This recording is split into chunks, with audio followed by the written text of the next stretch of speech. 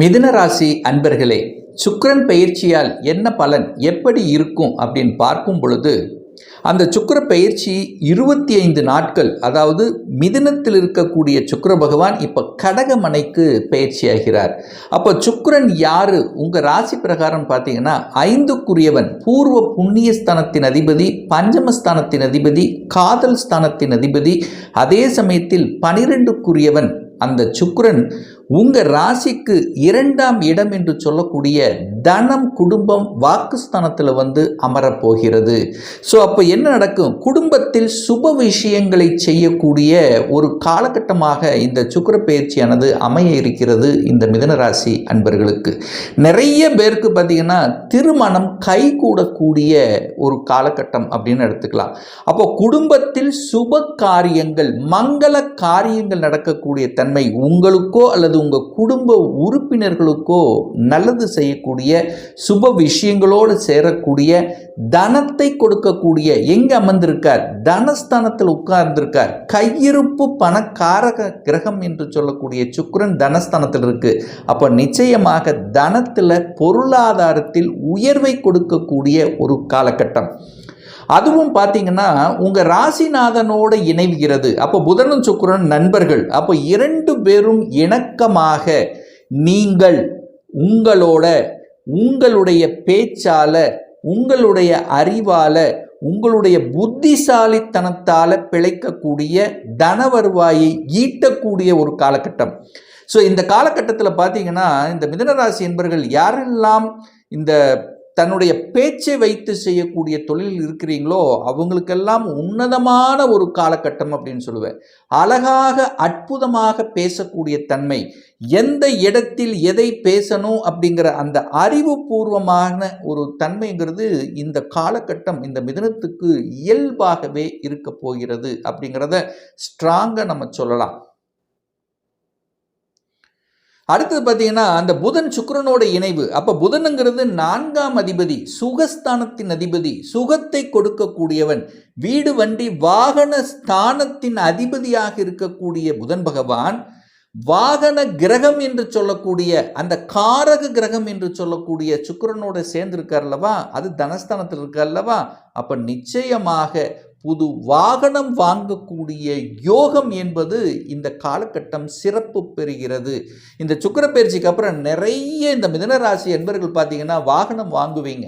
அதாவது 2 வீலர் வாங்கலாம், அல்லது 2 வீலர் ஏற்கனவே இருக்கிறவங்க இப்போ 4 வீலருக்கு போகலாம், அந்த 4 வீலரை அப்கிரேட் பண்ணலாம். ஸோ இந்த மாதிரி வாகனங்கள் வாங்குவதற்கு உண்டான ஒரு காலகட்டம் அப்படிங்கிறது நீங்கள் எடுத்துக்கலாம். அதே சமயத்தில் புது வீடு, ஏன்னா 4ஆம் அதிபதி தான் புதன், அந்த புதனோட வீட்டுக்கு காரக கிரகமான சுக்கிரன் இணைந்திருக்கிறது இந்த காலகட்டத்தில். அப்போ என்ன, வீட்டை பற்றிய சிந்தனை ஓட்டங்கள் அதிகமாக உங்கள் மனதில் எழும். வீடை கட்டலாமா, வீடை வாங்கலாமா, இல்லை கட்டின வீட்டை வாங்கலாமா, இல்லை அப்பார்ட்மெண்ட் வாங்கலாமா. ஸோ இந்த மாதிரியான சிந்தனைகள் உங்கள் மனதில் எழும். அந்த சிந்தனைகள் அது அப்படியே டெவலப் ஆகி கண்டிப்பாக வாங்கக்கூடிய ஒரு டிசிஷன் மேக்கிங் எடுக்கக்கூடிய ஒரு காலகட்டமாக அமையும். அப்போ வாகனங்கள் வாங்குவதற்கும், வீடு அட்லீஸ்ட் வீட்டை ஆல்ட்ரு பண்ணணும், அல்லது வீட்டுக்கு தேவையான சுப விஷயங்கள் அல்லது எலக்ட்ரானிக்ஸ் பொருள்களையாவது வாங்கக்கூடிய ஒரு மாதமாக நிச்சயமாக இந்த மிதுனத்துக்கு அமையும் என்று சொன்னால் அது மிகையாகாது. அந்த சுக்கிரனுங்கிறது உங்கள் ஜாதகப்படி யாருன்னா 5க்குரியவன். பூர்வீகம் சம்பந்தப்பட்ட விஷயங்கள் ஓடிக்கொண்டே இருக்கும். நிறைய இந்த மிதுனராசி என்பவர்கள் இந்த மாதம் பூர்வீகத்துக்கு போயிட்டு வரலாம், அந்த பூர்வீகத்தை ஒரு அட்லீஸ்ட் ஒரு விசிட் அடிக்கலாம் அப்படிங்கிற எண்ணங்களை கொடுக்கும். அல்லது பூர்வீகத்தில் சில பிரச்சனைகள் இருந்தாலும் அதை சரி செய்யலாமே, அப்போ பூர்வீகத்துக்கு போயிட்டு வரலாமே, அல்லது பூர்வீகம் சார்ந்த விஷயத்தில் ஏதாவது ஒரு ஃபங்க்ஷன், ஒரு கும்பாபிஷேகம், கோயில் விழா, ஸோ இந்த மாதிரியான விஷயத்துக்கு கலந்து கொள்ளலாமே என்கின்ற எண்ணங்களை உதயமாக கூடிய ஒரு காலகட்டமாக அமையும். 5க்குரியவன் அதிர்ஷ்டம், அதாவது சில அதிர்ஷ்ட வாய்ப்புகள் தேடி வரக்கூடிய தன்மை. எதில் அதிர்ஷ்ட வாய்ப்புகள் கிடைக்கும் அப்படின்னு நீங்கள் கேட்டிங்கன்னா, திடீரென்று பணப்புழக்கம் வரும். அதிர்ஷ்டம், வேலை இல்லாதவர்களுக்கு திடீர் வேலை கிடைக்கக்கூடிய அமைப்பு, ஒரு சிலர் வேலையில் ப்ரமோஷன் கிடைக்கக்கூடிய அமைப்புகள், பதவி, அதாவது சூரியனும் இந்த மாதம் பார்த்தீங்கன்னா ஸ்ட்ராங்காக தான் இருக்க போகிறார். அதிகாரம், அட்மினிஸ்ட்ரேஷன், இதெல்லாம் சிறப்பு பெறும். புதனும் சுக்கிரன் இணைந்திருக்கு. தகவல் தொடர்பு துறை கம்யூனிகேஷன் சூப்பராக இருக்க போகுது. இந்த கம்யூனிகேஷன் சம்பந்தப்பட்ட ஐடி செக்டாரில் இருக்கக்கூடிய அத்துணை மிதுனத்துக்கும் இந்த காலகட்டம் ஒரு பொற்காலம் அப்படின்னு சொல்லுவேன். நல்ல நல்ல உயர்வுகளை சந்திக்கக்கூடிய, உங்களுக்கு நிறைய ரெகக்னைசேஷன் கிடைக்கக்கூடிய ஒரு காலகட்டமாக அமையும். குழந்தை பாக்கியம் கிடைக்கக்கூடிய, உங்கள் ராசி அதிபதியோட 5ஆம் அதிபதி இணைகிறதுனால குழந்தை பாக்கியம், குழந்தை பேறு கிடைப்பதற்கு, அதற்கான முயற்சி எடுப்பதற்கு ஒரு உகந்த காலகட்டமாக இந்த சுக்கிர பெயர்ச்சியானது அமைய இருக்கிறது மிதுன ராசி அன்பர்களுக்கு. இந்த சுக்கிரன் பார்த்தீங்கன்னா 21/8/2025 23/8/2025 வரை குருவினுடைய நட்சத்திர சாரத்தில் பிரயாணம் பண்ணுறார். அந்த குரு அப்படிங்கிறது உங்களுக்கு 7க்குரியவன், திருமணஸ்தானத்தின் அதிபதி, கூட்டாளி ஸ்தானத்தின் அதிபதி. அவர் உங்கள் ராசியிலேயே உட்கார்ந்திருக்கார். அப்போது இந்த காலகட்டத்தில் நிச்சயமாக தொழிலை பற்றிய பெரிய மனிதர்களை சந்திப்பு நடக்கக்கூடிய, புதிய புதிய நண்பர்கள் உங்களுக்கு இணைவு கொடுக்கக்கூடிய, நண்பர்களை பார்க்கக்கூடிய ஒரு நல்ல விஷயங்கள் அந்த காலகட்டம் உங்களுக்கு நிச்சயமாக நடக்க இருக்கிறது அப்படின்னு சொல்லலாம். குரு அண்ணாலே ஒரு பெரிய மனிதர்கள், குரு அண்ணாலே குருமார்கள் அப்படின்னு சொல்லுவோம் பார்த்தீங்களா? அப்போ நிறைய அறிவுரைகள் உங்களுடைய தொழில் வளர்ச்சிக்காகவோ அல்லது உங்களுடைய பர்சனலுக்காகவோ நிறைய ஒரு விஷயங்கள் உங்களுக்கு கொடுக்கப்படும் அப்படிங்கிறத சொல்லலாம். அடுத்து பார்த்தீங்கன்னா அந்த சுக்கிர பகவான், அதாவது 24/8/2025 3/9/2025 வரை பூச நட்சத்திரம் சனி பகவானுடைய நட்சத்திர சாரத்தில் பிரயாணம் பண்ணுறார். ஸோ அந்த காலகட்டத்தில் பார்த்தீங்கன்னா சனி பகவான் 10ல் உட்கார்ந்துருக்கார். அப்போ நிறைய பேர் தொழிலை மாறலாம், தொழிலை உண்டாக்கலாம், தொழிலை கிளைகளை உருவாக்கலாம், தொழில் சார்ந்த விஷயத்தில் சில, அதாவது ஒரு நல்லது செய்யக்கூடிய, அதை ஒரு சரியாக ஒரு ஸ்ட்ராட்டஜி பிளான் வகுத்து இப்படித்தான் செய்யணும், இப்படித்தான் பண்ணணுங்கிற அந்த முயற்சி எடுக்கிறது, நல்ல நல்ல தொழிலாளர்களை அமர்த்துவது, ஒரு ஸ்ட்ராட்டஜி பிளான் முடிவுகளை எடுப்பது, இதெல்லாம் கண்டிப்பாக அந்த காலகட்டம் உங்களுக்கு அமைய இருக்கும். அதாவது கலைத்துறையில் என்ட்ரி ஆகக்கூடிய வாய்ப்புகள் அந்த காலகட்டம் நிச்சயமாக இருக்கும். கலைத்துறையில் என்ட்ரி ஆவதற்கு உகந்த காலகட்டமாக இந்த இந்த அந்த நான் சொன்ன அந்த பீரியட் உங்களுக்கு அமைய இருக்குன்னு சொல்லலாம். அதே சமயத்தில் டெக்ஸ்டைல் சம்பந்தப்பட்ட துறையில் இருக்கின்றவர்களுக்கும் உகந்த காலகட்டமாக இருக்கும். அப்போ தொழிலை பற்றிய எண்ண ஓட்டங்கள், தொழிலை மாறுவது, தொழிலில் ஒரு ப்ரமோஷன் கிடைப்பது, தொழிலில் ஒரு இடமாற்றம் செய்வது, ஸோ இந்த மாதிரி தொழில், வேலை, வியாபாரம் சம்பந்தப்பட்ட சிந்தனை ஓட்டங்கள் அதிகமாக அந்த காலகட்டத்தில் இருக்கும்.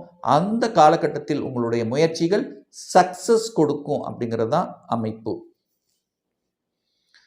அடுத்தது பார்த்தீங்கன்னா 4/9/2025 14/9/2025 வரை ஆயில்ய நட்சத்திரத்தில் பிரயாணம் பண்ணுறார். ஸோ அந்த காலகட்டம் பார்த்தீங்கன்னா புதன் உங்கள் லக்னாதிபதி, உங்களை பற்றிய சிந்தனை ஓட்டங்கள், உங்களுடைய உயர்வுகளை பற்றிய சிந்தனை ஓட்டங்கள், உங்களுடைய சுகத்தை பற்றிய சிந்தனை ஓட்டங்கள், ஒரு வீடு வண்டி வாகனம் வாங்குறது, ஸோ இதெல்லாம் அந்த பீரியடில் உங்களுக்கு சக்ஸஸ் கொடுக்குன்னு சொல்கிறேன்.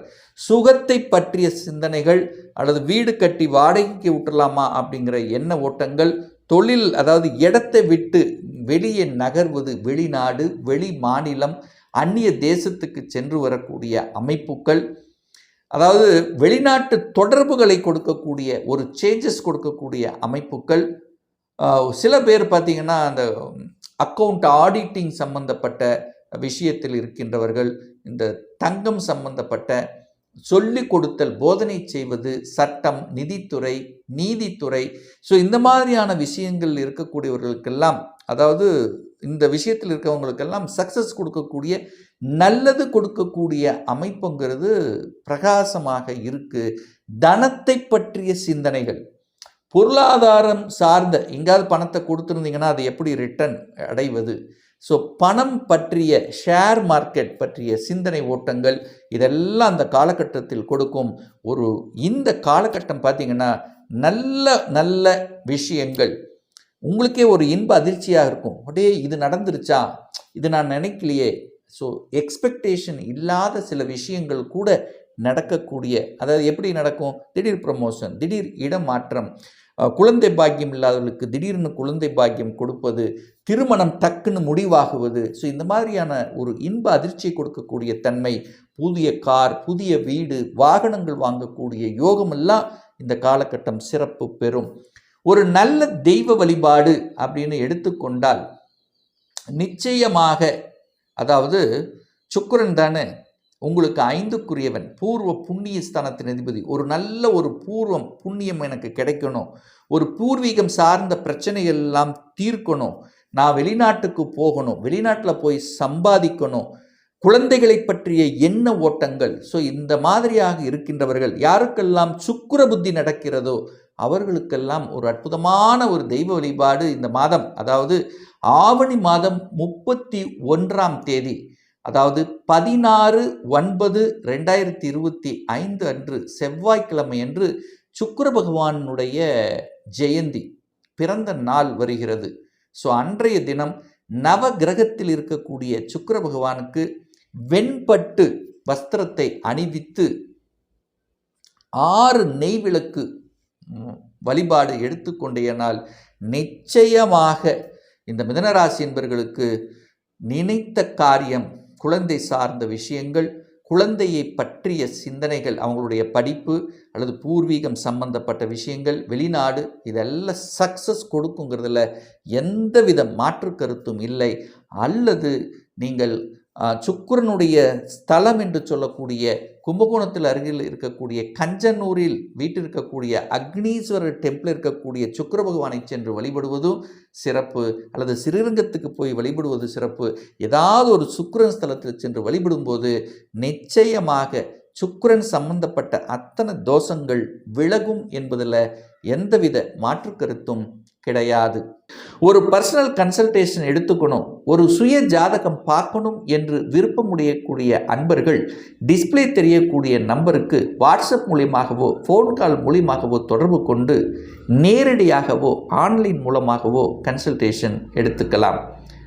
நம்முடைய அலுவலகம் கோயம்புத்தூரில் அமைந்துள்ளது. அதாவது கோயம்புத்தூரிலிருந்து மேட்டுப்பாளையம் செல்லும் வழியில் வெள்ளக்கிணர் பிரிவுக்கு அருகில் அண்ணாபூர்ண ஹோட்டலுக்கு பக்கத்தில் அமைந்துள்ளது. பிரியர் அப்பாயின்மெண்ட் வாங்கிட்டு நேரடியாக கன்சல்டேஷன் எடுத்துக்கலாம். நிச்சயமாக இந்த பதிவு ஏதாவது ஒரு ரூபத்தில் உங்களுக்கு யூஸ்ஃபுல்லாக இருக்குங்கிறதுல எந்தவித மாற்று கருத்தும் கிடையாது.